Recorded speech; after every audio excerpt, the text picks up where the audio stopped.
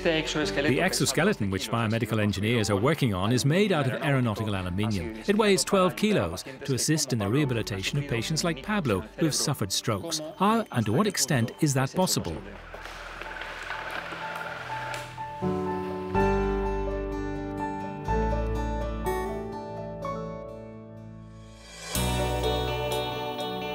Four years ago, Pablo's life changed forever. Right after heart surgery, this former decorator suffered a stroke. He was left paralyzed on one side. Along with hundreds of rehabilitation sessions, he also volunteered to test this exoskeleton, specially designed as an additional rehabilitation tool for stroke patients. And he says it worked.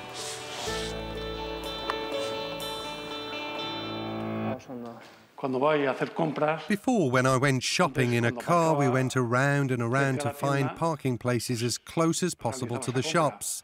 And if I was not able to find one, I often just drove back home.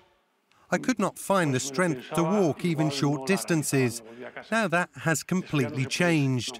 I can even go to big shopping malls, and I do dare to walk around for a long time. That simply was not possible before. I was too tired.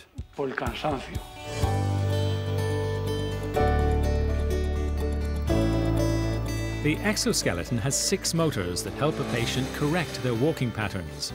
Parameters like speed or movement angles can be easily customized depending on the needs of each particular patient.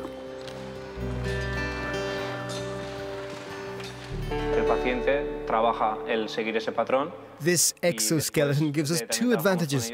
First, we can correct the patient's body movements that don't work, and second, we can give patients more customized treatments. In a classical rehabilitation, you can't always guarantee that movements are repeated in the most accurate, efficient way. Physiotherapists and patients do what they can, and patients often get tired or suffer injuries because they're forced into unnatural positions. But with an exoskeleton, you can always guarantee accuracy while repeating movements, and you can also get more accurate data.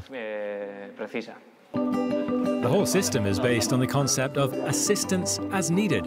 The exoskeleton only intervenes when the patient's own efforts aren't able to guarantee safe movement for the rehabilitation process. The exoskeleton uses sensors to measure the efforts done by the human body. It then just supplements what the patient's body is doing. The exoskeleton follows the optimal rehabilitation patterns, but at the same time it motivates the patient to make as much effort as possible. The exoskeleton just supplements those efforts to achieve the final aim of the therapy. Scientists from this European research project are now looking at ways to improve the existing exoskeletons. They already have a few ideas in mind. We want to give vocal orders to the exoskeleton instead of using tablets or phones. We've already tested this voice command function. It works quite well. This would be good for physiotherapists, as they would have their hands free to safely handle patients, and rehabilitation would become even more customized.